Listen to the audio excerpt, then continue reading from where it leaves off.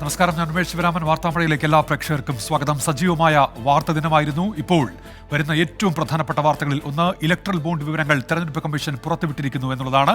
State bank of India കൈമാറിയ വിവരങ്ങൾ ഔദ്യോഗിക വെബ്സൈറ്റിലൂടെയാണ് തെരഞ്ഞെടുപ്പ് കമ്മീഷൻ ഇപ്പോൾ പരസ്യപ്പെടുത്തിയിരിക്കുന്നത്. SBIയിൽ നിന്ന് ബോണ്ടുകൾ വാങ്ങിയ കമ്പനികളുടെ പേരും കമ്പനികളിൽ നിന്ന് അവ സ്വീകരിച്ച രാഷ്ട്രീയ പാർട്ടികളുടെ പേരും രണ്ടു ഭാഗങ്ങളായി ഇപ്പോൾ പ്രസിദ്ധീകരിച്ചിരിക്കുകയാണ്. എന്നാൽ ഏത് കമ്പനി ഏതൊക്കെ പാർട്ടികൾക്കാണ് ബോണ്ടുകൾ നൽകിയത് എന്ന് വ്യക്തമല്ല. സുപ്രീം കോടതി അനുവദിച്ച സമയം നാളെ അവസാനിക്കാനിരിക്കെയാണ് പട്ടിക ഇപ്പോൾ പ്രസിദ്ധീകരിച്ചിരിക്കുന്നത്. രാധാകൃഷ്ണൻ വിവരങ്ങളുമായി ഡൽഹിയിൽ നിന്ന് ചേരുന്നുണ്ട്. ആർക്കെ, ഈ വിവരങ്ങൾ പുറത്തു വരുമ്പോൾ അതിന്റെ ഒരു രത്നച്ചുരുക്കം എന്താണ് ആർക്കെ? ഇപ്പോഴും ഈ പട്ടിക വലിയ ഒരു നീണ്ട നിരയാണ് ഇതുള്ളത്. 2 PDF ആണ് ഇപ്പോൾ വെബ്സൈറ്റ് വഴി പുറത്ത് വിട്ടിരിക്കുന്നത്. അതിൽ നമ്മൾ പ്രതീക്ഷിച്ച ചില പേരുകൾ കാണുന്നില്ല എന്നുള്ളതാണ് ഇപ്പോൾ ഇത് പരിശോധിക്കുമ്പോൾ മനസ്സിലാക്കുന്നത്. അദാനി, റിലയൻസ് കമ്പനികളുമായി ബന്ധപ്പെട്ടിട്ടാണല്ലോ ഏറെ വിവാദങ്ങൾ ഇതുമായി ബന്ധപ്പെട്ടുണ്ടായത്. എന്നാൽ ആ 2 കമ്പനികളുടെയും പേര് ഈ പട്ടികയിൽ ഇപ്പോൾ കാണുന്നില്ല എന്ന് നമുക്ക് ഈ പട്ടിക പരിശോധിക്കുമ്പോൾ കാണാനായിട്ട് പറ്റുന്നുണ്ട്. സുപ്രീം കോടതിയുടെ നിർദ്ദേശം അനുസരിച്ചാണ് SBI കൈമാറിയ ഈ തെരഞ്ഞെടുപ്പ് കടപ്പത്രത്തിന്റെ വിവരങ്ങൾ തെരഞ്ഞെടുപ്പ് കമ്മീഷൻ വെബ്സൈറ്റിൽ പ്രസിദ്ധീകരിച്ചിട്ടുള്ളത്. ഏതാണ്ട് നാളെ വൈകിട്ട് 5 മണിക്കുള്ളിൽ പ്രസിദ്ധീകരിക്കണം എന്ന നിർദ്ദേശമായിരുന്നു ഉണ്ടായിരുന്നത്. ഇത് അനുസരിച്ചുകൊണ്ടാണ് ഇന്ന് ഈ പട്ടിക പ്രസിദ്ധീകരിച്ചിരിക്കുന്നത്. 2019 ഏപ്രിൽ 12 മുതൽ ഓരോ വ്യക്തിയും സ്ഥാപനവും വാങ്ങിയ 1 ലക്ഷം, 10 ലക്ഷം, 1 കോടി എന്നിങ്ങനെ മൂല്യമുള്ള ബോണ്ടുകളുടെ വിവരമാണ് ഇപ്പോൾ ഈ തെരഞ്ഞെടുപ്പ് കമ്മീഷൻ പുറത്ത് വിട്ടിരിക്കുന്നതായി നമുക്ക് കാണാനായിട്ട് സാധിക്കുന്നത്. വളരെ ശ്രദ്ധേയമായിട്ടുള്ള വിവരങ്ങൾ ഇതുമായി ബന്ധപ്പെട്ടിട്ട് ഒരുപക്ഷെ ഇത് കൂടുതൽ നോക്കുമ്പോൾ നമുക്ക് മനസ്സിലാക്കാനായിട്ട് സാധിക്കുന്നുണ്ട്.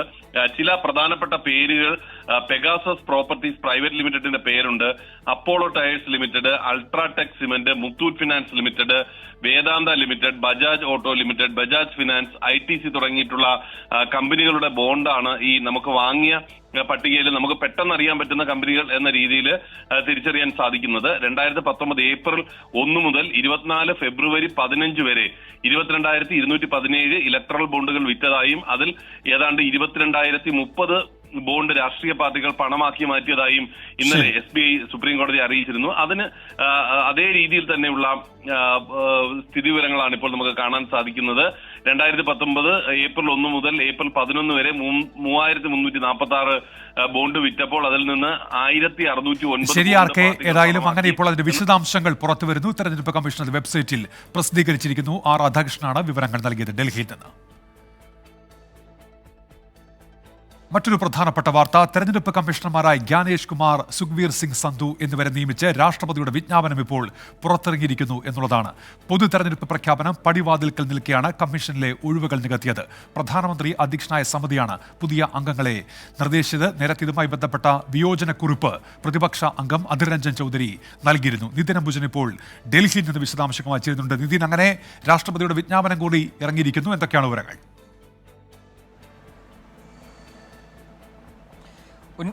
ഉന്മേഷ്, ജ്ഞാനേഷ് കുമാർ അതോടൊപ്പം തന്നെ സുഖ്ബീന്ദർ സിംഗ് സന്ധു എന്നിവരെയാണ് ഇന്നിപ്പോൾ നിയമിച്ചിരിക്കുന്നത്. തെരഞ്ഞെടുപ്പ് കമ്മീഷണർമാരായിട്ട് രാഷ്ട്രപതി ദ്രൗപദി മുർമു ഈ നിയമനം സംബന്ധിച്ച് ഇപ്പോൾ നിയമിച്ചിരിക്കുകയാണ്. മാത്രമല്ല, നിയമനം സംബന്ധിച്ച ഉത്തരവ് ഇപ്പോൾ നിയമ മന്ത്രാലയവും ഇറക്കിയിട്ടുണ്ട്. എന്തായാലും പ്രധാനമന്ത്രിയുടെ നേതൃത്വത്തിലുള്ള ഉന്നതാധികാര സമിതിയാണ് ഇന്ന് തെരഞ്ഞെടുപ്പ് കമ്മീഷണർമാരെ തെരഞ്ഞെടുത്തത്. ആ തെരഞ്ഞെടുപ്പിന് പിന്നാലെ തന്നെ ഇപ്പോൾ രാഷ്ട്രപതി ഇപ്പോൾ നിയമിച്ചുകൊണ്ട് ഉത്തരവ് ഇറക്കിയിരിക്കുകയാണ്.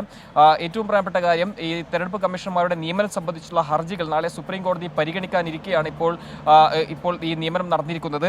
പ്രധാനമായും തെരഞ്ഞെടുപ്പ് കമ്മീഷണർമാരെ സർക്കാർ നേരിട്ട് നിയമിക്കുന്നതിനുള്ള ഹർജികളാണ് നാളെ സുപ്രീം കോടതി പരിഗണിക്കുന്നത്. ഈ സെലക്ഷൻ സമിതിയിൽ സുപ്രീം കോടതി ചീഫ് ജസ്റ്റിസിനെ ഒഴിവാക്കിയതിനെതിരെയാണ് സുപ്രീം കോടതിയുടെ ഹർജി നാളെ പരിഗണിക്കുന്നത്. നമുക്കറിയാം, നേരത്തെ പ്രധാനമന്ത്രി അതോടൊപ്പം തന്നെ പ്രതിപക്ഷ നേതാവ് ഉൾപ്പെടെയുള്ള ചീഫ് ജസ്റ്റിസ് ഉൾപ്പെടെയുള്ള അംഗങ്ങളെയായിരുന്നു നേരത്തെ ഇതിൽ ഉൾപ്പെടുത്തിയത്. പക്ഷേ അതിനെതിരെ പിന്നീട് കേന്ദ്രം ഒരു നിയമം കൊണ്ടുവന്നാണ് അതിനെ മറികടന്നത്. അതുമായി ബന്ധപ്പെട്ട ഹർജികൾ നാളെ സുപ്രീം കോടതി പരിഗണിക്കുന്നുണ്ട്. എന്തായാലും ഒരു പ്രധാനപ്പെട്ട കാര്യം, മുഴുവൻ അംഗങ്ങളും ചേർന്നുള്ള ഒരു യോഗം ചേർന്നാകും ലോക്സഭാ തെരഞ്ഞെടുപ്പ് പ്രഖ്യാപിക്കുക എന്ന കാര്യത്തിൽ ഇപ്പോൾ തീരുമാനമായിട്ടുണ്ട്. ഒരു പക്ഷേ 2 ദിവസത്തിനകം ലോക്സഭാ തെരഞ്ഞെടുപ്പ് പ്രഖ്യാപനം ഉണ്ടാകുമെന്നും പ്രതീക്ഷിക്കുന്നുണ്ട്.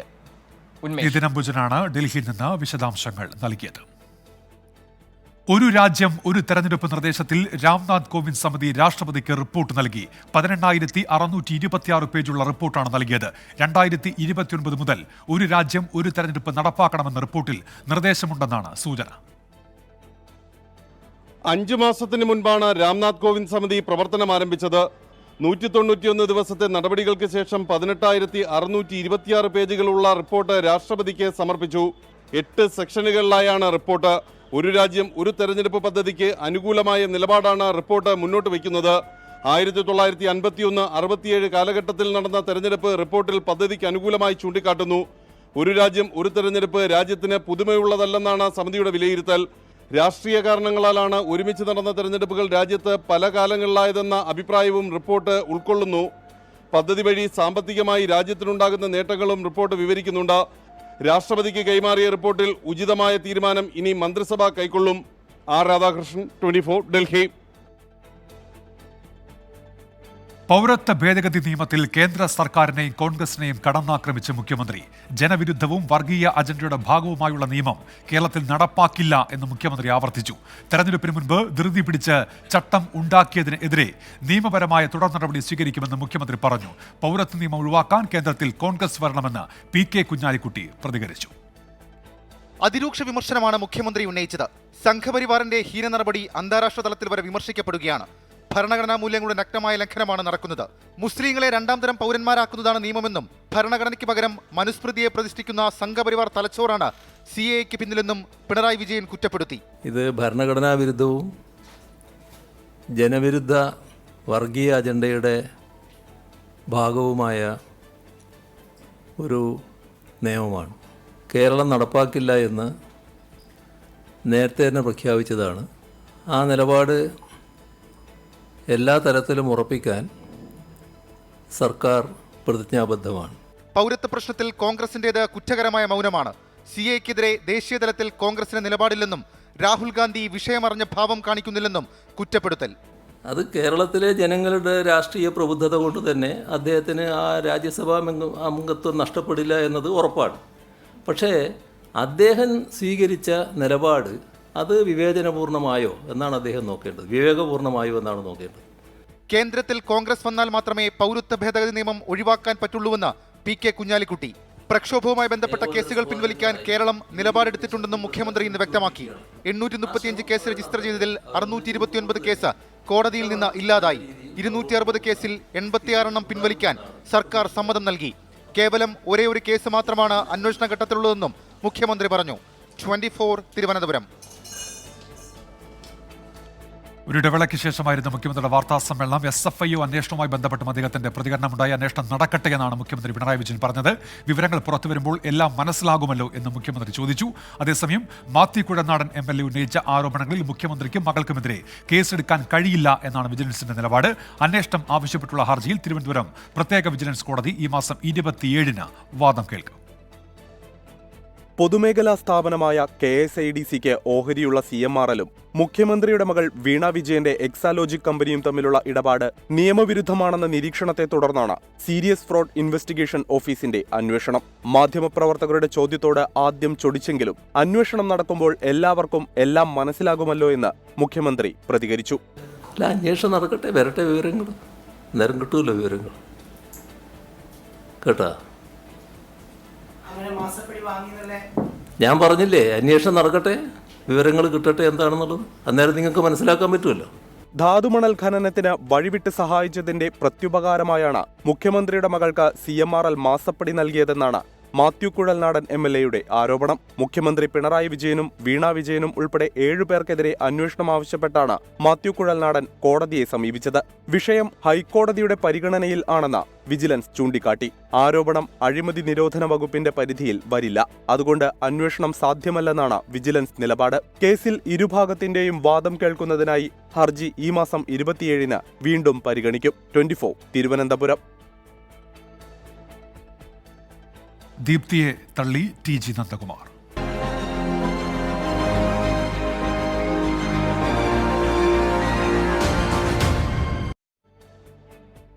LDF പ്രവേശനത്തിന് EP ജയരാജനുമായി കൂടിക്കാഴ്ച നടത്തി എന്ന ആരോപണം തള്ളി കോൺഗ്രസ് നേതാവ് ദീപ്തി മേരി വർഗീസ്. ദല്ലാൽ TG നന്ദകുമാർ ഓരോ ദിവസവും ഓരോ ആരോപണങ്ങൾ ഉന്നയിക്കുകയാണ്. പാർട്ടി നേതൃത്വവുമായി കൂടി ആലോചിച്ച് നിയമ നടപടി സ്വീകരിക്കുന്നതിൽ തീരുമാനമെടുക്കുമെന്നും ദീപ്തി മേരി വർഗീസ് വ്യക്തമാക്കി. തൃക്കാക്കര ഉപതെരഞ്ഞെടുപ്പിൽ ദീപ്തി മേരി വർഗീസ് ഉമാ തോമസിന് വോട്ട് ചെയ്തില്ല എന്ന ആരോപണമാണ് ദല്ലാൽ നന്ദകുമാർ ഇന്നുന്നയിച്ചത്. EP ജയരാജൻ ദീപ്തിയെ കണ്ടു എന്ന ആരോപണം നന്ദകുമാർ തള്ളി. ദീപ്തി മേരി വർഗീസ് പറയുന്നത് 100% തെറ്റായ കാര്യമാണ്. ദീപ്തി മേരി വർഗീസിനെ ചെന്ന് കണ്ടത് ഞാനാണ്, അവരുടെ ഫ്ലാറ്റിൽ. അവരാണ് EP ജയരാജനെ വന്ന് കണ്ടത്. അന്ന് കാണാൻ എന്താ ബുദ്ധിമുട്ട്? ബൈ ഇലക്ഷൻ്റെ ചാർജുമായിട്ട് അദ്ദേഹം പാലാരിട്ടത്തുണ്ട്, താമസം എവിടെയാണ്? ആദ്യം ഒന്നും പോയി കണ്ടിട്ടില്ല. വെറുതെ തെറ്റായ കാര്യമാണ് ഒരു. ഉമാ തോമസിന് വോട്ട് ചെയ്തില്ല എന്ന് തെളിയിക്കാൻ VVV-പാറ്റ് സ്ലിപ്പിന്റെ ഫോട്ടോ ദീപ്തി തനിക്ക് അയച്ചു നൽകി. അത് താൻ സൂക്ഷിച്ചു വെച്ചിട്ടുണ്ടെന്നും നന്ദകുമാർ പറഞ്ഞു. ആരോപണങ്ങൾ ദീപ്തി മേരി വർഗീസ് നിഷേധിച്ചു. അത് നിങ്ങൾക്ക് ആലോചിക്കാവുന്നേ ഉള്ളല്ലോ. അതെങ്ങനെയാണ് ഒരാൾ വോട്ട് ചെയ്യുന്നത് മറ്റൊരാൾക്ക് അയച്ചു കൊടുക്കാൻ പറ്റുക? പിന്നെ വ്യാജരേഖ ചമയ്ക്കലിനും വ്യാജമായി കാര്യങ്ങൾ പറയുന്നതിനുമൊക്കെ ഒരാൾ മുതിർന്നിറങ്ങിക്കഴിഞ്ഞാൽ അത് എന്താന്ന് വെച്ചാൽ അതിന്റെ രീതിയിൽ അതിനെ കാണാം. അതിന് ഇന്നലെ പറയുന്നു അവരെന്നെ ഇങ്ങോട്ട് ബന്ധപ്പെട്ടു എന്ന് പറയുന്നു. ഇന്ന് പറയുന്നത് നേരെ തിരിച്ചാണ്, ഞാൻ അങ്ങോട്ട് പോയി എന്നാ പറയുന്നത്. തൃക്കാക്കര ഉപതെരഞ്ഞെടുപ്പിൽ LDF സ്ഥാനാർത്ഥിയാക്കുന്നതിനായി ദീപ്തി മേരി വർഗീസിനെ EP ജയരാജൻ നേരിട്ട് കണ്ടുവെന്ന് ദീപ്തി മേരി വർഗീസ് ഇന്നലെ പറഞ്ഞിരുന്നു. ആ ഓഫർ നിഷേധിക്കുകയാണ് ചെയ്തതെന്നും ദീപ്തി അവകാശപ്പെടുന്നു. CPIM-ൽ നിന്ന് ഓഫർ വന്ന കാര്യം ദീപ്തി പാർട്ടിയെ അറിയിച്ചിരുന്നുവെന്ന് പ്രതിപക്ഷ നേതാവ് VD സതീശനും വ്യക്തമാക്കി. നന്ദകുമാറുമായുള്ള ബന്ധം എന്തെന്ന് CPIM വ്യക്തമാക്കണമെന്നും സതീശൻ പറഞ്ഞു. ദീപ്തിക്കെതിരെ ഉയർന്ന പുതിയ ആരോപണങ്ങൾ കോൺഗ്രസ് നേതൃത്വം ഉൾപ്പെടെ എങ്ങനെ കൈകാര്യം ചെയ്യുമെന്നാണ് കണ്ടറിയേണ്ടത്. 24 കൊച്ചി. തിരുവനന്തപുരത്ത് 3 കോൺഗ്രസ് നേതാക്കൾ BJP-യിൽ ചേർന്നു. DCC മുൻ ജനറൽ സെക്രട്ടറിമാരായ തമ്പാനൂർ സതീഷ്, CN ഉദയകുമാർ എന്നിവരും കേരള സ്പോർട്സ് കൌൺസിൽ മുൻ അധ്യക്ഷ പത്മിനി തോമസുമാണ് BJP-യിൽ ചേർന്നത്. സംസ്ഥാന അധ്യക്ഷൻ K സുരേന്ദ്രൻ, BJP സ്ഥാനാർത്ഥി രാജു ചന്ദ്രശേഖർ എന്നിവരുടെ നേതൃത്വത്തിൽ പുതുതായി പാർട്ടിയിൽ ചേർന്നവരെ സ്വീകരിച്ചു. K സുരേന്ദ്രനും രാജീവ് ചന്ദ്രശേഖരനുമൊപ്പം BJP തിരഞ്ഞെടുപ്പ് കമ്മിറ്റി ഓഫീസിലെത്തിയാണ് കോൺഗ്രസ് നേതാക്കൾ അംഗത്വം സ്വീകരിച്ചത്. സ്വാഗതം, സുസ്വാഗതം. പത്മിനി തോമസിന് സ്വാഗതം, സ്വാഗതം, സുസ്വാഗതം. അങ്ങയുടെ അനുഭവ സമ്പത്തും പരിചയ സമ്പത്തും ബഹുമാനപ്പെട്ട ലീഡർ ശ്രീ K കരുണാകരനോടുള്ള പ്രവർത്തന പരിചയവും ഇത് തിരുവനന്തപുരത്തെ BJP-യുടെ കുതിപ്പിലൊരു മുതൽക്കൂട്ടാകും. ഞാൻ അദ്ദേഹത്തെ ക്ഷണിക്കുന്നു. സംസ്ഥാന അധ്യക്ഷൻ അദ്ദേഹം DCC-യുടെ ജനറൽ സെക്രട്ടറി കൂടിയാണ്. തമ്പാനൂർ സതീശനും പത്മിനിക്കുമൊപ്പം മുൻ DCC ജനറൽ സെക്രട്ടറി VN ഉദയകുമാറും പ്രാദേശിക പാർട്ടി പ്രവർത്തകരും അംഗത്വം നേടി. പരാതികൾ കേൾക്കാൻ തയ്യാറാകാതെ കോൺഗ്രസ് അവഗണിച്ചെന്ന് പത്മിനി തോമസ് തുറന്നടിച്ചു. മനസ്സ് മടുത്താണെന്ന് തന്നെ പറയാം. കാര്യം കോൺഗ്രസ് പാർട്ടിയിൽ നിന്ന് എനിക്ക് മാനസികമായിട്ട് ഒരുപാട് വിഷമങ്ങൾ എനിക്കുണ്ടായി. പത്മിനി തോമസ് ഈ സംഘടനയിൽ വന്നിരിക്കുന്നത് സ്ഥാനമാനങ്ങളൊന്നും നോക്കിക്കൊണ്ടല്ല. ഇന്ന് ഞാൻ ഒരു സ്ഥാനമാനത്തിൻ്റെയും പുറകെ പോയിരുന്നു. ഈ BJP വരുമ്പോഴും ഞാൻ ഒരു സ്ഥാനമാനവും നോക്കിയല്ല ഞാൻ വന്നിരിക്കുന്നത്. കാരണം മോദിജി, ഞാൻ എപ്പോഴും നല്ല ഒരു ഇതിൽ കാണുന്ന മോദിജിയുടെ പ്രവർത്തനങ്ങൾ നമുക്കറിയാം. കായിക രംഗത്ത് എന്തുമാത്രം കാര്യങ്ങളാണ് മോദിജി ചെയ്യുന്നത്. മോദിയുടെ ഗ്യാരണ്ടിയാണ് കോൺഗ്രസുകാർ BJP-യിലേക്ക് പോകാൻ കാരണമെന്ന് തമ്പാനൂർ സതീഷ്. ഇന്ന് ചില സ്റ്റേറ്റ്മെൻറ്റുകൾ കിടക്കുന്ന കണ്ടു. കോൺഗ്രസിൽ നിന്ന് വിട്ടുപോകുന്നവർ കൊണ്ട് കോൺഗ്രസിന് ഒരു പ്രശ്നവും വരില്ല എന്നാണ് ചില നേതാക്കളൊക്കെ പ്രസ്താവിച്ചിട്ടുള്ളത്. ഇത് തുടക്കമേ ആയിട്ടുള്ളൂ. കേരളത്തിലെ 14 ജില്ലകളിലുള്ള കോൺഗ്രസ് പ്രവർത്തകർ കുത്തൊഴുക്കായിരിക്കും BJP-യിലേക്കെന്ന് മുന്നറിയിപ്പ് കോൺഗ്രസ് നേതാക്കന്മാർ പറയാൻ ഞാൻ ആഗ്രഹിക്കുകയാണ്. വരും ദിവസങ്ങളിൽ ഇരു മുന്നണികളിൽ നിന്നും കൂടുതൽ നേതാക്കൾ BJP-യിലെത്തുമെന്ന് K സുരേന്ദ്രൻ പറഞ്ഞു. ലോക്സഭാ തിരഞ്ഞെടുപ്പ് അടുത്തിരിക്കെ പാർട്ടിയിലെ കൊഴിഞ്ഞുപോക്ക് കോൺഗ്രസ് ക്യാമ്പിൽ ആശങ്കയുണ്ടാക്കുന്നുണ്ട്. 24 തിരുവനന്തപുരം. പശ്ചിമ ബംഗാൾ മുഖ്യമന്ത്രി മമതാ ബാനർജി ആശുപത്രിയിൽ ഗുരുതര പരിക്കുകളോടെയാണ് മമതാ ബാനർജി ആശുപത്രിയിൽ പ്രവേശിപ്പിച്ചത് എന്ന് തൃണമൂൽ കോൺഗ്രസ് അറിയിച്ചു. നിതിൻ അംബുജൻ ഇപ്പോൾ ഡൽഹിയിൽ നിന്ന് ചേരുന്നുണ്ട്. നിതിൻ, ഇതെന്തു പറ്റി മമതയ്ക്കെന്ന് അറിയാൻ കഴിയുന്നുണ്ടോ? ഉന്മേഷ്, ഇതുമായി ബന്ധപ്പെട്ടൊരു സ്ഥിരീകരിക്കാവുന്ന വിവരം ഇതുവരെ തൃണമൂൽ കോൺഗ്രസ് കേന്ദ്രങ്ങൾ പുറത്തുവിട്ടിട്ടില്ല. പക്ഷെ മനസ്സിലാക്കാൻ സാധിക്കുന്നത് വീട്ടിൽ വ്യായാമം നടത്തുന്നവരെ ത്രെഡ്മില്ലിൽ നിന്ന് കാല് തെന്നി വീണതാണെന്നാണ് മനസ്സിലാക്കാൻ സാധിക്കുന്നത്. എന്തായാലും വലിയ ഗുരുതരമായ പരിക്കേറ്റിട്ടുണ്ട്. കാരണം പുറത്തുവന്ന ചിത്രങ്ങൾ വ്യക്തമാവുന്നത് നെറ്റിയിൽ പരിക്കേറ്റു എന്നാണ്. മാത്രമല്ല, നെറ്റിയിൽ ഉള്ള പൊട്ടലിനെ തുടർന്ന് ചോര വാർന്ന നിലയിലുള്ള ചിത്രങ്ങളാണ് തൃണമൂൽ കോൺഗ്രസ് പുറത്തുവിട്ടത്. എന്തായാലും ഇപ്പോൾ സർക്കാർ നിയന്ത്രണത്തിലുള്ള SKSM ആശുപത്രിയിൽ ചികിത്സയിലാണ്. വൈകാതെ തന്നെ ഇതുമായി ബന്ധപ്പെട്ട കൂടുതൽ വിശദാംശങ്ങൾ ലഭിക്കുമെന്ന് മനസ്സിലാക്കുന്നു. ഉന്മേഷ്. നിതിൻ അംബുജൻ ഡൽഹിയിൽ നിന്ന്. പശ്ചിമ ബംഗാളിലെ 16 ലോക്സഭാ മണ്ഡലങ്ങളിൽ സ്ഥാനാർത്ഥികളെ പ്രഖ്യാപിച്ച ഇടതുമുന്നണി. മറ്റു മണ്ഡലങ്ങളിൽ കോൺഗ്രസുമായി ചർച്ച തുടരുകയാണെന്ന് CPIM അറിയിച്ചു. പഞ്ചാബിൽ കോൺഗ്രസ് നേതാവായിരുന്ന പ്രണീത് കൗർ BJP-യിൽ ചേർന്നു. BJP ടിക്കറ്റിൽ പട്യാലയിൽ നിന്ന് ലോക്സഭയിലേക്ക് മത്സരിച്ചേക്കും. പഞ്ചാബിൽ ആം ആദ്മി പാർട്ടി ആദ്യഘട്ട സ്ഥാനാർത്ഥി പട്ടിക പുറത്തിറക്കി. പൊതുതെരഞ്ഞെടുപ്പിൽ പശ്ചിമബംഗാളിലെ 13 സീറ്റിൽ CPIM മത്സരിക്കും. CPIM ഫോർവേഡ് ബ്ലോക്കും RSPയും ഓരോ സീറ്റിൽ വീതമാണ് സ്ഥാനാർത്ഥികളെ നിർത്തിയത്. ആകെ 16 സ്ഥാനാർത്ഥികളെയാണ് ഇടതുമുന്നണി പ്രഖ്യാപിച്ചത്. മറ്റു സീറ്റുകളിൽ കോൺഗ്രസുമായി ചർച്ച തുടരുകയാണെന്ന് CPIM പശ്ചിമബംഗാൾ സെക്രട്ടറി বিমান বোস പ്രതികരിച്ചു. অনেকে গুলিয়ে দেওয়ার চেষ্টা করছে, আমরা তারও বিরোধী। আর বাকি আমরা আলোচনা করেছি যে আগামী কাল পরশুর মধ্যে হয়তো নির্বাচনের দিন ঘোষণা হতে পারে. ഉത്തരേന്ത്യയിൽ കോൺഗ്രസ് നേതാക്കളുടെ കൊഴിഞ്ഞുപോക്ക് തുടരുകയാണ്. പാർട്ടി വിരുദ്ധ പ്രവർത്തനം നടത്തിയതിന്റെ പേരിൽ സസ്പെൻഷനിലായ മുൻ കേന്ദ്ര വിദേശകാര്യ സഹമന്ത്രിയും 4 തവണ MPയുമായ പ്രണീത് കൗർ ഇന്ന് BJPയിൽ ചേർന്നു. പഞ്ചാബ് മുൻ മുഖ്യമന്ത്രി അമരീന്ദർ സിംഗിന്റെ ഭാര്യയായ പ്രണീത് പട്യാലയിൽ നിന്നുള്ള ലോക്സഭാംഗമായിരുന്നു. അതേ സീറ്റിൽ ഇത്തവണ BJP ടിക്കറ്റിൽ മത്സരിക്കുമെന്നാണ് സൂചന. കർഷക സമര പശ്ചാത്തലത്തിൽ ജാട്ട്, സിഖ് വോട്ടുകൾ ഒപ്പം നിർത്താനാണ് BJPയുടെ ലക്ഷ്യം. പഞ്ചാബിലെ 8 ലോക്സഭാ മണ്ഡലങ്ങളിൽ ആം ആദ്മി സ്ഥാനാർത്ഥികളെ പ്രഖ്യാപിച്ചു. സ്ഥാനാർത്ഥി പട്ടികയിൽ സംസ്ഥാനത്തെ 5 മന്ത്രിമാർ, ഒരു സിറ്റിംഗ് MP, കോൺഗ്രസ് മുൻ MLA എന്നിവരുൾപ്പെടെ മുതിർന്ന നേതാക്കളെയാണ് രംഗത്തിറക്കിയത്. 24 ഡൽഹി. ലീഗിനെ വീണ്ടും ക്ഷണിച്ച് CPIM.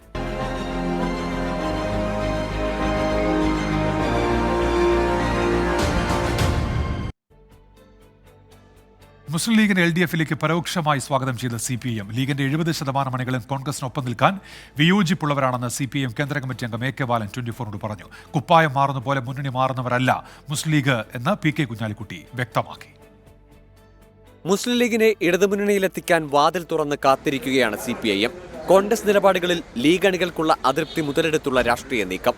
കോൺഗ്രസിനോടൊപ്പം നിൽക്കുന്നതിൽ മാനസികമായി യോജിപ്പില്ലാത്ത ആൾക്കാരാണ്. പിന്നെ ഞങ്ങൾ കൂട്ടുകയോ ഇല്ലയോ എന്നുള്ളതാണല്ലോ. അത് ഔപചാരികമായിട്ട് അവരൊരു തീരുമാനം എടുത്തതിന് ശേഷം മാത്രമല്ലേ ഞങ്ങളുടെ നിലപാട് വ്യക്തമാക്കേണ്ടതുള്ളൂ. ഒരു കാര്യം വ്യക്തമാണ്, അതിൽ നിൽക്കാൻ അവർക്ക് പറ്റില്ല, ഒരിക്കലും അവർക്ക് കഴിയില്ല. അതേസമയം UDFുമായുള്ളത് 40 വർഷത്തെ അടിയുറച്ച ബന്ധമാണെന്നും അത് ശക്തമായി തുടരുമെന്നും PK കുഞ്ഞാലിക്കുട്ടി പ്രതികരിച്ചു. ഒരു നിലക്കും എന്താ പറയാ, കൂറുമാറും അതുപോലെ കുപ്പായം മാറുന്ന പാർട്ടിയല്ല.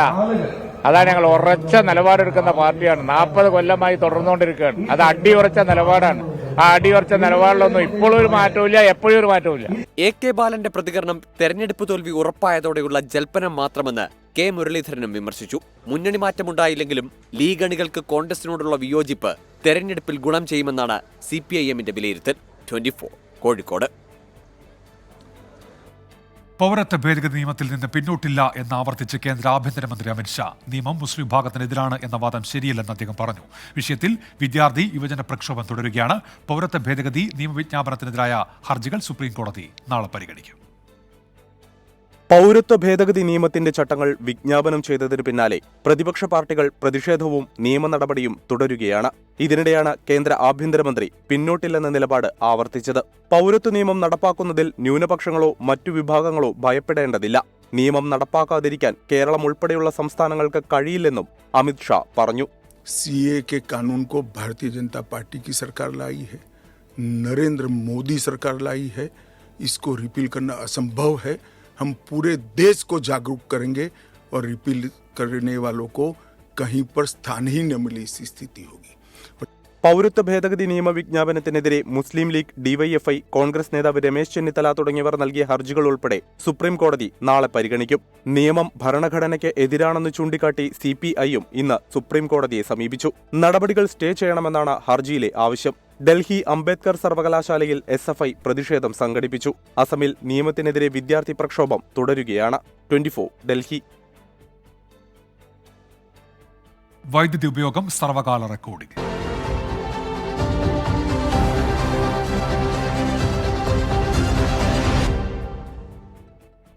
സംസ്ഥാനത്ത് പ്രതിദിന വൈദ്യുതി ഉപഭോഗം 100 ദശലക്ഷം യൂണിറ്റിന് മുകളിൽ തുടരുകയാണ്. പ്രതിസന്ധി രൂക്ഷമാണെങ്കിലും നിയന്ത്രണങ്ങൾ വേണ്ട എന്ന നിലപാടിലാണ് സർക്കാർ. വിവിധ വകുപ്പുകൾ KSEBക്ക് നൽകാനുള്ള കുടിശ്ശിക തീർക്കുന്നതിന് ചീഫ് സെക്രട്ടറിയുടെ നേതൃത്വത്തിൽ ഉന്നതതല സമിതി രൂപീകരിച്ചു. തുടർച്ചയായ 3-ാം ദിവസമാണ് വൈദ്യുതി ഉപഭോഗം 100 ദശലക്ഷം യൂണിറ്റ് പിന്നിടുന്നത്. ഇന്നലെ 5066 മെഗാവാട്ടാണ് പീക്ക് ടൈമിലെ വൈദ്യുതി ഉപഭോഗം. ഇത് സർവകാല റെക്കോർഡാണ്. ഈ മാസം 11-ന് രേഖപ്പെടുത്തിയ 5024 മെഗാവാട്ടാണ് മറികടന്നത്. പ്രതിദിന ഉപയോഗം 100 ദശലക്ഷം യൂണിറ്റ് കഴിഞ്ഞതോടെ സംസ്ഥാനത്ത് വൈദ്യുതി പ്രതിസന്ധി രൂക്ഷമായി. തൽക്കാലം നിയന്ത്രണങ്ങൾ ഏർപ്പെടുത്തേണ്ടതില്ല എന്നാണ് സർക്കാർ തീരുമാനം. ലോക്സഭാ തിരഞ്ഞെടുപ്പ് അടുത്തിരിക്കുന്ന സാഹചര്യത്തിൽ നിയന്ത്രണങ്ങളോട് സർക്കാരിന് താൽപര്യമില്ല. ഉയർന്ന വിലയ്ക്ക് പവർ എക്സ്ചേഞ്ചിൽ നിന്ന് വൈദ്യുതി വാങ്ങാനാണ് നീക്കം. മുഖ്യമന്ത്രി വിളിച്ചു ചേർത്ത യോഗത്തിൽ KSEBക്ക് സർക്കാർ വകുപ്പുകൾ നൽകാനുള്ള കുടിശ്ശികയിൽ തീരുമാനമെടുക്കാൻ ചീഫ് സെക്രട്ടറി അധ്യക്ഷനായ ഉന്നതാധികാര സമിതി രൂപീകരിച്ചു.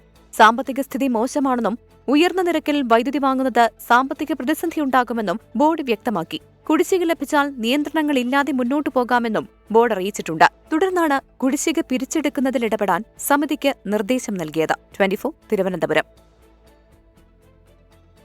സംസ്ഥാനത്ത് ബില്ലുകൾ മാറുന്നതിനുള്ള ട്രഷറി നിയന്ത്രണത്തിൽ ഇളവ്. ജനുവരി 31 വരെയുള്ള എല്ലാ ബില്ലുകളും പാസാക്കി പണം നൽകാൻ ട്രഷറികൾക്ക് ധനവകുപ്പ് നിർദ്ദേശം നൽകി. ഡിസംബർ, ജനുവരി മാസങ്ങളിലെ ബില്ലുകളിലായി 1303 കോടി രൂപയാണ് വിതരണം ചെയ്യുന്നത്. തദ്ദേശ സ്ഥാപനങ്ങളുടെ അടക്കം എല്ലാ ബില്ലുകളും മുൻഗണനാക്രമത്തിൽ മാറി നൽകുമെന്ന് ധനമന്ത്രി KN ബാലഗോപാൽ അറിയിച്ചു. കടമെടുക്കാനുള്ള പരിധി ഉയർത്തിയതോടെയാണ് ധനവകുപ്പിന്റെ തീരുമാനം.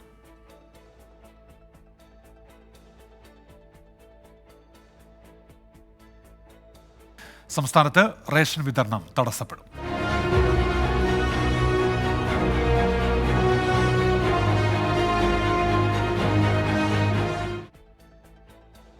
സംസ്ഥാനത്ത് നാളെ മുതൽ 3 ദിവസം റേഷൻ വിതരണമില്ല. ആധാർ മസ്റ്ററിംഗ് നടക്കുന്നതുകൊണ്ടാണ് റേഷൻ കടകൾക്ക് അവധി. ഈ ദിവസങ്ങളിൽ ഉപഭോക്താക്കൾക്ക് പ്രത്യേകം സജ്ജീകരിച്ച കേന്ദ്രങ്ങളിലെത്തി ആധാർ അപ്ഡേഷൻ നടത്താം.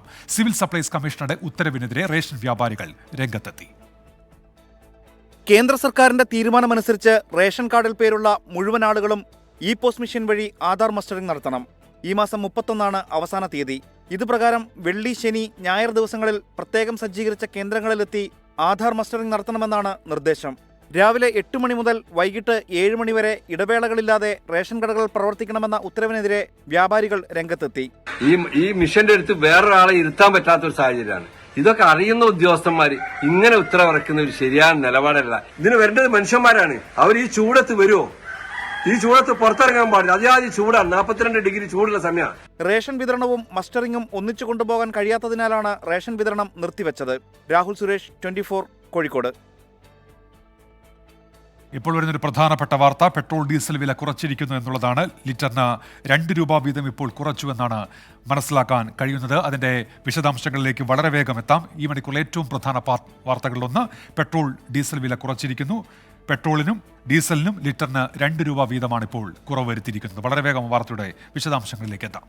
കലോത്സവത്തിലെ സംഘർഷങ്ങളിൽ അന്വേഷണം ആവശ്യപ്പെട്ട് കേരള സർവകലാശാല രജിസ്ട്രാർ DGPക്ക് കത്ത് നൽകി. കോഴ ആരോപണം നേരിട്ട വിധികർത്താവിന്റെ മരണത്തിലും അന്വേഷണം ആവശ്യപ്പെട്ടു. മരിച്ച PN ഷാജിയാണ് കോഴക്കേസിൽ 1-ാം പ്രതി. 2-3 പ്രതികളുടെ ജാമ്യാപേക്ഷ ഹൈക്കോടതി നാളത്തേക്ക് മാറ്റി. കേരള സർവകലാശാല വൈസ് ചാൻസലർ ഡോക്ടർ മോഹനൻ കുന്നുമലിന്റെ നിർദ്ദേശപ്രകാരമാണ് വിശദമായ അന്വേഷണം ആവശ്യപ്പെട്ട് രജിസ്ട്രാർ DGPക്ക് കത്ത് നൽകിയത്.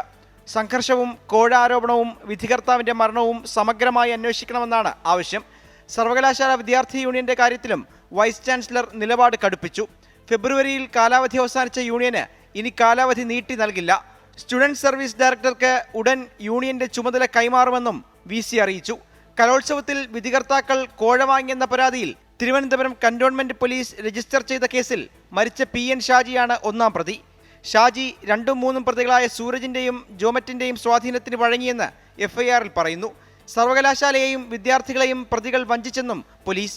1-ാം പ്രതി ജീവനൊടുക്കിയെന്നും തങ്ങളും അതേ മാനസികാവസ്ഥയിലാണെന്നും ഹൈക്കോടതിയിൽ നൽകിയ മുൻകൂർ ജാമ്യാപേക്ഷയിൽ 2-3 പ്രതികൾ ചൂണ്ടിക്കാട്ടി. കോഴ ആരോപണത്തിന് പിന്നിൽ രാഷ്ട്രീയ സമ്മർദ്ദമാണെന്നും കേസ് കെട്ടിച്ചമച്ചതാണെന്നും ഹർജിയിൽ പറയുന്നു. ഹർജി കോടതി നാളത്തേക്ക് മാറ്റി. 24 തിരുവനന്തപുരം. നിതിൻ അംബുജനുണ്ട് വിശദാംശങ്ങളുമായി. ഇപ്പോൾ പെട്രോൾ ഡീസൽ വില കുറച്ചു എന്നുള്ള വാർത്തയുടെ. നിതിൻ, അങ്ങനെ തെരഞ്ഞെടുപ്പ് കാലത്തേക്ക് നമ്മൾ അടുക്കുകയാണ്. ഇന്ധനവിലയിൽ കുറവും വന്നിരിക്കുന്നു. വിവരങ്ങൾ എന്തൊക്കെ? ഉന്മേഷ്, പെട്രോൾ ഡീസൽ വില കുറച്ചിരിക്കുകയാണ്. ലിറ്ററിന് 2 രൂപ വീതമാണ് കുറച്ചിരിക്കുന്നത്. ഏത് നിമിഷവും വേണമെങ്കിലും ലോക്സഭാ തെരഞ്ഞെടുപ്പ് പ്രഖ്യാപിക്കാൻ ഇരിക്കെയാണ് ഇത്തരത്തിലൊരു നടപടി കേന്ദ്ര സർക്കാരിന്റെ ഭാഗത്തും ഉണ്ടായിരിക്കുന്നത്. നികുതി അടക്കമുള്ള കാര്യങ്ങളിൽ ഏത് നിലയിലാണ് ഈ കുറവെന്ന് സംബന്ധിച്ച് വൈകാതെ തന്നെ കേന്ദ്ര സർക്കാർ ഇതുമായി ബന്ധപ്പെട്ട കൂടുതൽ വിശദാംശങ്ങൾ പങ്കുവയ്ക്കും. എന്തായാലും നിലവിലിപ്പോൾ 2 രൂപ ലിറ്ററിന് കുറച്ചു എന്ന് മാത്രമാണ് ഇപ്പോൾ അറിയിച്ചിരിക്കുന്നത്. നമുക്കറിയാം, ലോക്സഭാ തെരഞ്ഞെടുപ്പ് പടിവാതിലേക്ക് എത്തി നിൽക്കുകയാണ്. ആ ഒരു പശ്ചാത്തലത്തിൽ ഈ ഒരു തീരുമാനം എന്തായാലും ജനങ്ങൾക്കേറെ ആശ്വാസമാകും. കൂടാതെ വോട്ട് ആകർഷിക്കാനും സാധിക്കും. ആ ഒരു പശ്ചാത്തലത്തിൽ ഈ 2 രൂപ കുറച്ചത് വലിയ ആശ്വാസം എന്ന് തന്നെ പറയാം. എന്തായാലും നേരത്തെ തന്നെ സർക്കാർ വൃത്തങ്ങൾ ചില സൂചനകൾ നൽകിയിരുന്നു. പെട്രോൾ ഡീസൽ വില കുറയ്ക്കാനുള്ള നടപടികൾ സ്വീകരിക്കുമെന്ന് സർക്കാർ വൃത്തങ്ങൾ അറിയിച്ചിരുന്നു. അതുമാത്രമല്ല, കഴിഞ്ഞ ഏതാനും മാസങ്ങൾക്ക് മുമ്പ് തന്നെ കേന്ദ്ര സർക്കാർ പെട്രോൾ ഡീസൽ വില കുറച്ചിരുന്നു. അതിനുശേഷം സംസ്ഥാനങ്ങൾക്കടക്കം പെട്രോൾ ഡീസൽ ബന്ധപ്പെട്ട നികുതികൾ കുറയ്ക്കാനുള്ള ഒരു നിർദ്ദേശം സർക്കാർ മുന്നോട്ട് വെച്ചിരുന്നു. അതിനുശേഷം ഇപ്പോൾ നമുക്കറിയാം ലോക്സഭാ തെരഞ്ഞെടുപ്പ് അടുത്തിരിക്കുന്ന ഒരു സാഹചര്യത്തിൽ കൂടിയാണ് ഇത്തരമൊരു പ്രഖ്യാപനം വന്നിരിക്കുന്നത്. എന്തായാലും ഈ ഒരു സാഹചര്യത്തിൽ നമുക്ക് പ്രതീക്ഷിക്കാം വൈകാതെ തന്നെ ലോക്സഭാ തെരഞ്ഞെടുപ്പ് പ്രഖ്യാപനം ഉണ്ടാകുമെന്ന് പ്രതീക്ഷിക്കാം.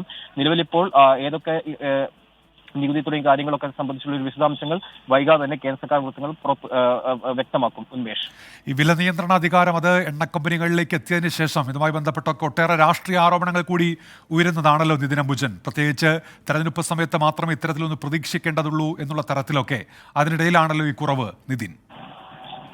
തീർച്ചയായും ഉന്മേഷ്, കാരണം ലോക്സഭ അല്ലെങ്കിൽ മറ്റ് നിയമസഭാ തെരഞ്ഞെടുപ്പ് പ്രഖ്യാപനത്തിന് അടുപ്പിച്ച് തന്നെയാണ് കേന്ദ്ര സർക്കാർ പലപ്പോഴും പെട്രോൾ ഡീസൽ വില കുറയ്ക്കാറ്. നമുക്കറിയാം കഴിഞ്ഞ ഗുജറാത്ത് ഇലക്ഷൻ സമയത്തും ഇത്തരത്തിലൊരു വിലക്കുറവ് കേന്ദ്ര സർക്കാർ നടത്തിയിരുന്നു. അതിനുശേഷം സംസ്ഥാനങ്ങൾക്ക് ചില നിർദ്ദേശങ്ങളും നൽകിയിരുന്നു നികുതി കുറക്കണമെന്ന് സംബന്ധിച്ച്. പക്ഷേ പല സംസ്ഥാനങ്ങളും അതിന് തയ്യാറാകാത്തൊരു നിലപാട് സ്വീകരിച്ചിരുന്നു. എന്തായാലും ഇപ്പോൾ ലോക്സഭാ തെരഞ്ഞെടുപ്പ് ഏത് നിമിഷം വേണമെങ്കിലും പ്രഖ്യാപിക്കാം എന്നൊരു സാഹചര്യമാണ് ഉള്ളത്. നമുക്കറിയാം ഇന്നിപ്പോൾ തെരഞ്ഞെടുപ്പ് കമ്മീഷണർമാരെ നിയമിച്ചു. ഇനിയൊരു സമ്പൂർണ്ണ യോഗം മാത്രം ചേരേണ്ട ഒരു കാലതാമസം മാത്രമേ ഉള്ളൂ. അതിനുശേഷം വൈകാതെ ലോക്സഭാ തെരഞ്ഞെടുപ്പ് പ്രഖ്യാപനം ഉണ്ടാകും. ആ ഒരു സാഹചര്യത്തിൽ ഈ ഒരു തീരുമാനം ജനങ്ങൾക്ക് ആശ്വാസകരമാണ്. മാത്രമല്ല വോട്ടാകർഷിക്കാൻ കഴിയുമെന്നാണ് കേന്ദ്ര സർക്കാർ പ്രതീക്ഷിക്കുന്നത്. നമുക്കറിയാം നേരത്തെ തന്നെ കേന്ദ്ര സർക്കാർ ചില വൃത്തങ്ങൾ സൂചിപ്പിച്ചിരുന്നു വൈകാതെ തന്നെ പെട്രോൾ ഡീസൽ വില കുറയ്ക്കാനുള്ള ഒരു സാധ്യതയുണ്ടെന്ന്. എന്തായാലും ആ ഒരു തീരുമാനം ഇപ്പോൾ കൈക്കൊണ്ടിട്ടുണ്ട്. ഉന്മേഷ്, രാജ്യത്ത് പെട്രോൾ ഡീസൽ വില കുറച്ചിരിക്കുന്നു. പെട്രോളിനും ഡീസലിനും ലിറ്ററിന് 2 രൂപയുടെ വീതം കുറവാണ്. നാളെ മുതൽ ഇത് പ്രാബല്യത്തിൽ വരികയാണ് ഈ വില കുറവ്. നിതിൻ അംബുജനാണ് വിശദാംശങ്ങൾ നൽകിയത്.